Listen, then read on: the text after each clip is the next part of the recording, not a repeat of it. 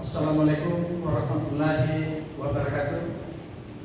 Para kepala sekolah SMA Provinsi Sulawesi Selatan yang saya hormati dan saya banggakan, selamat datang di Kota Makassar. Baik Bapak Ibu, sebelum kita masuk pada materi supervisi akademik, pertama saya akan memperkenalkan diri saya kepada Bapak dan Ibu. Saya Arman Arsad, alamat perumahan Nusa Kamalayan Rea Indah, Blok PE nomor 23, Makassar, Provinsi Sulawesi Selatan. Nomor telepon 081342647716. Email saya Arsad Arman, dan saya di BPSDM Provinsi Sulawesi Selatan. Bapak Ibu yang saya hormati, sebelum masuk materi inti, saya akan memberikan ice breaking dulu.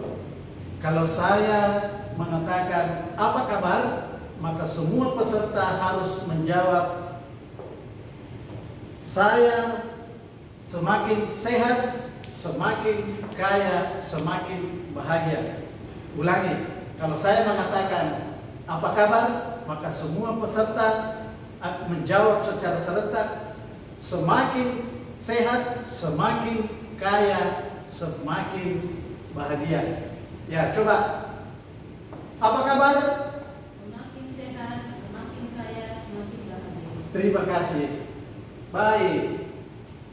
Supervisi akademik. Tujuan dari pelatihan ini adalah setelah Anda mengikuti pelatihan ini, Anda diharapkan dapat menjelaskan teknik-teknik supervisi akademik. Mengapa supervisi akademik penting diberikan kepada Bapak dan Ibu? Karena, ya silakan, ada yang bisa jawab? Oh iya, bagus. Ibu Astuti, angkat tangan tadi. Oh iya, betul. Ya, baik. Terima kasih Bu. Semangat ini luar biasa.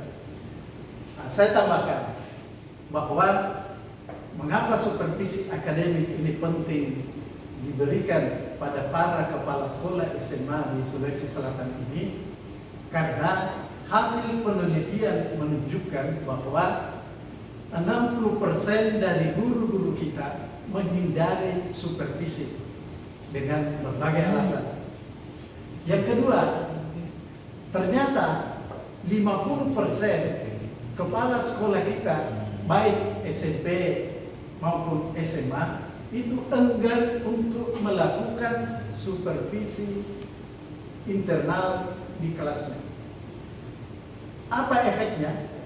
Kita lihat pada uji kompetensi 2016 yang dilakukan oleh Kemendikbud bersama LPMP Sulawesi Selatan, ternyata hasil menunjukkan bahwa kompetensi guru-guru kita masih di bawah 70%. Baik, Bapak Ibu, tujuan supervisi akademik. Yang pertama adalah bagaimana agar guru-guru kita dapat berkembang profesionalismenya. Yang kedua, tujuan dari supervisi akademik, bagaimana agar tercipta keseragaman kualitas antara sekolah yang satu dengan sekolah yang lain. Dan ini sangat penting, karena yang terjadi sekarang adalah sekolah A dan sekolah B itu memiliki kualitas yang sangat berbeda. Disinilah tujuan supervisi akademik, untuk mengawal standar kualitas antara satu sekolah dengan sekolah yang lain. Kemudian tujuan lain dari supervisi akademik adalah bagaimana menumbuhkan motivasi belajar dari anak didik dan bagaimana menumbuhkan motivasi belajar, motivasi mengajar dari guru kita. Sebab dari supervisi akademik ini sebenarnya ada dua yang harus diumpakan. Yang pertama adalah bagaimana agar guru-guru kita kasmaran mengajar dan bagaimana murid-murid kita kasmaran belajar. Itu sebenarnya tujuan inti dari pelaksanaan supervisi akademik kita. Bagaimana bantuan ke guru? Intinya adalah agar guru kita kompetensinya selalu berkembang. Sebab kompetensi tidak ada yang stagnan, tidak ada yang selamanya. Kompetensi hari ini yang baik itu biasanya besok akan tidak baik lagi. Sehingga diharapkan dengan supervisi akademik, kompetensi guru-guru kita itu tetap terjaga dan tetap bisa menyesuaikan dengan tuntutan zaman. Yang kedua, bagaimana mengembangkan kurikulum.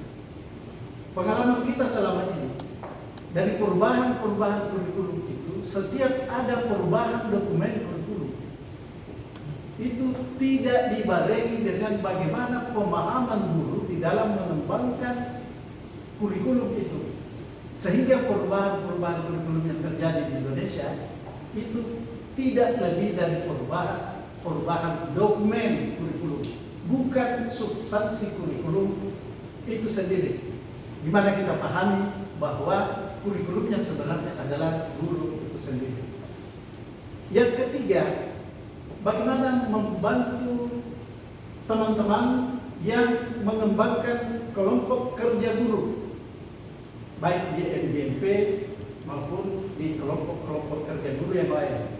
Tetapi yang paling utama adalah bagaimana supervisi akademik ini dapat membantu membimbing guru-guru kita dalam penelitian tindakan kelas.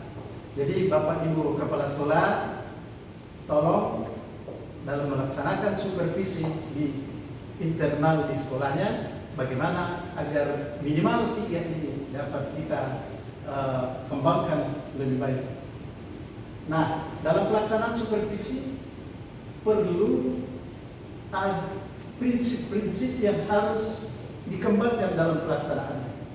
Tetapi saya tekankan di sini adalah bahwa prinsip-prinsip supervisi yang paling penting dilakukan adalah bagaimana agar pelaksanaan supervisi di kelas itu harus berlangsung secara humanis.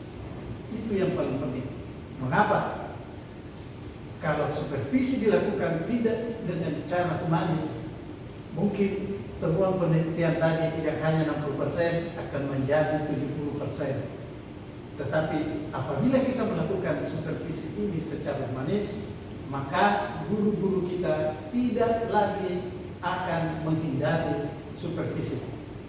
Dan begitu juga teman-teman kepala sekolah, apabila setelah selesai pelatihan ini tidak lagi enggan untuk melaksanakan supervisi.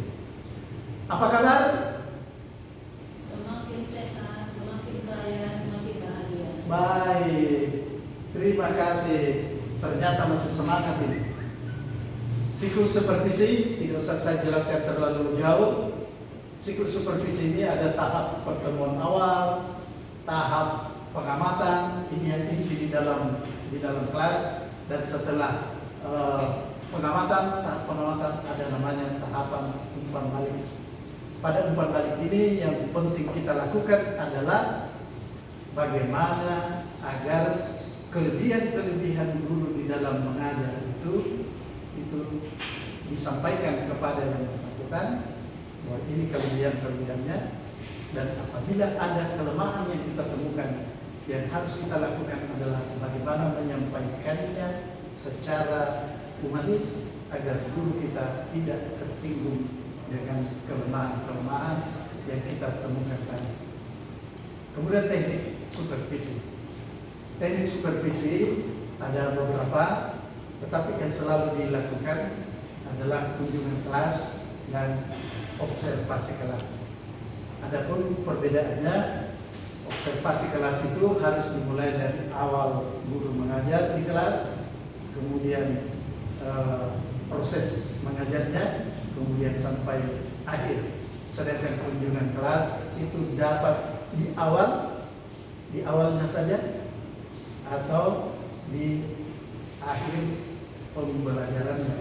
Itu bisa dilakukan dalam teknik supervisi kelas. Baik, Bapak Ibu, para kepala sekolah, kelompok yang saya sudah bagi tadi siap? Karena ada tugas yang akan didiskusikan. Oke? Baik, kelompok A, kelompok B, dan kelompok C. Tugasnya bisa Bapak Ibu lihat, identifikasi karakteristik teknik-teknik supervisi individual dalam kelompok masing-masing. Setelah Anda mengerjakan, dituliskan dalam carta ini, kemudian dipresentasikan sesuai kelompok masing-masing secara bergilir. Jadi mulai dari kelompok yang telah siap sampai kelompok-kelompok yang lain. Berikutnya, hasil diskusi kelompok teknik supervisi akademik ini di dalam carta tadi itu misalnya kunjungan kelas, apa tujuannya dan bagaimana proses pelaksanaannya dan seterusnya.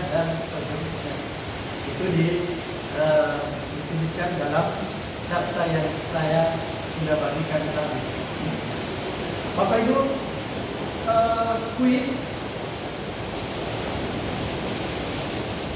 ini adalah merupakan evaluasi dari kegiatan kita. Nomor 1, pertanyaan nomor 1 dan pertanyaan nomor 2.